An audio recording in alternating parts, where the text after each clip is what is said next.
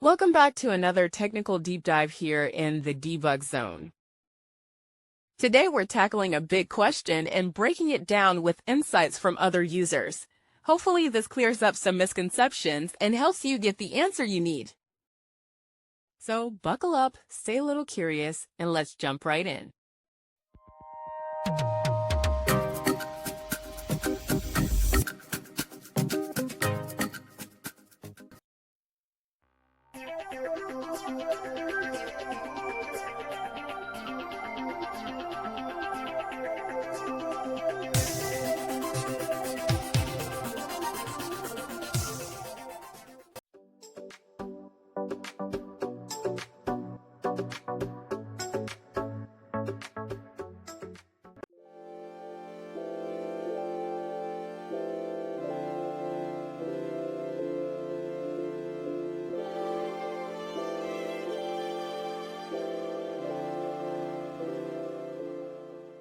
And that's a wrap.